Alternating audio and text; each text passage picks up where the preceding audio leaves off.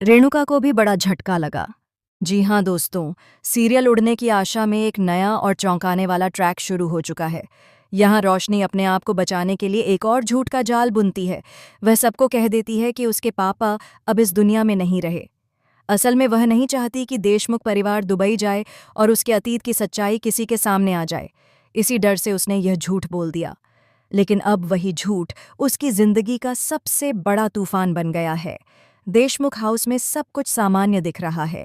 शायली रसोई में व्यस्त है, रेणुका पूजा की तैयारी कर रही है और रोशनी अपने चेहरे पर मुस्कान लिए सबके बीच घूम रही है। मगर उस मुस्कान के पीछे छिपा है ऐसा सच जो पूरे परिवार की नींव हिला देने वाला है। कुछ समय पहले जब रोशनी ने सबको बताया था कि उसके पिता का देहांत हो चुका है, तो सबने उसे दिल से सहानुभूति दी थी। रेणुका ने उसे अपनी बेटी की तरह अपनाया, शायली ने बहन और दोस्त की तरह उसका साथ दिया। लेकिन कोई नहीं जानता था कि यह कहानी सिर्फ एक झूठ पर टिकी है। सच तो यह था कि रोशनी के पिता के बारे में उसकी कहानी झूठी थी। उसने अपना अतीत इसलिए छिपाया क्योंकि उसे डर था कि लोग उसकी सच्चाई जानकर उसे अपनाएंगे नहीं। वह समझती थी कि अगर किसी को पता चला कि उसके पिता कौन हैं, तो शायद उसे इस घर में जगह नहीं मिलेगी। लेकिन झूठ की उम्र ज्यादा लंबी नहीं होती। धीरे धीरे शायली को बातें अजीब लगने लगीं। कभी रोशनी की बातें बदल जातीं तो कभी उसके पुराने किस्से मेल नहीं खाते। उसे महसूस हुआ कि कुछ गड़बड़ है। उसने सारी बातें जोड़ना शुरू किया, रोशनी और उसके चाचा के बीच की बातें, उसकी पुरानी कहानियों में अंतर और उसके व्यवहार में अचानक आने वाले बदलाव। जब उसने सारे टुकड़े जोड़े तो सच्चाई उसके सामने खुल गई। शायली तुरंत रोशनी के कमरे में पहुंची। आंखों में आंसू थे, मगर आवाज सख्त थी। रोशनी, ये सब क्या है?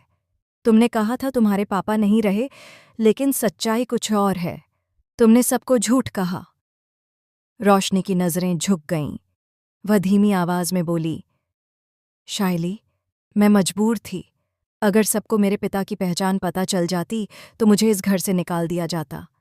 मैं बस अपने आप को बचाना चाहती थी। शायली की आंखों में निराशा थी। उसने कहा, हमने कभी तुम्हारे अतीत के बारे में सवाल नहीं किया। हमने बस तुम पर भरोसा किया, लेकिन तुमने उस भरोसे को तोड़ दिया। इतने में रेणुका वहां पहुंची। उसने हैरानी से पूछा, क्या चल रहा है तुम दोनों के बीच? शायली ने जवाब दिया, काकू, रोशनी ने झूठ कहा था कि उसके पापा मर चुके हैं। रेणुका स्तब्ध रह गईं।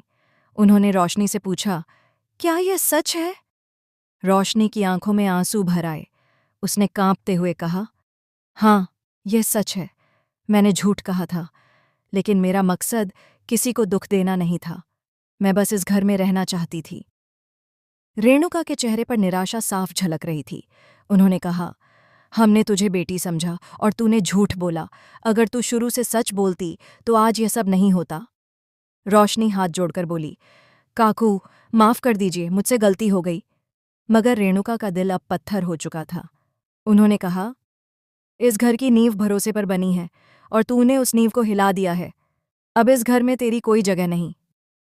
रोशनी ने गिड़गिड़ाकर कहा, कृपया एक मौका दीजिए, मैं सब ठीक कर दूंगी। मगर रेणुका ने सख्त लहजे में कहा, अब बहुत देर हो चुकी है। सच्चाई चाहे कितनी भी छुपाई जाए, एक दिन सामने आ ही जाती है। शायली उसके पास आई और बोली, अगर तू सच में बदलना चाहती है तो अपने अतीत को स्वीकार कर। उसे छिपाना बंद कर, वरना जिंदगी भर सिर्फ पछतावा रहेगा। रोशनी की आंखों से आंसू बह निकले। उसने सिर झुका लिया और यह समझ गई कि उसने सब कुछ खो दिया है, भरोसा, सम्मान और अपनेपन का वो एहसास जो उसे इस घर में मिला था। रेणुका ने गुस्से में दरवाजे की ओर इशारा किया। रोशनी धीरे धीरे घर से बाहर निकल गई। उसकी आंखें बार बार पीछे मुड़कर शायली की ओर देख रही थीं, जो खुद भी रो रही थी। उस पल दोनों के बीच न कोई शब्द था, न कोई शिकायत, बस एक भारी सन्नाटा। आगे की कहानी बेहद दिलचस्प मोड़ लेने वाली है। क्या रोशनी सच में घर छोड़ देगी या फिर कोई नई चाल चलेगी?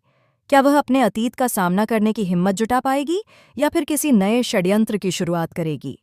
क्योंकि रोशनी इतनी आसानी से हार मानने वालों में से नहीं है। शायद वह अब एक ऐसा कदम उठाए जो देशमुख परिवार की शांति को फिर से हिला दे।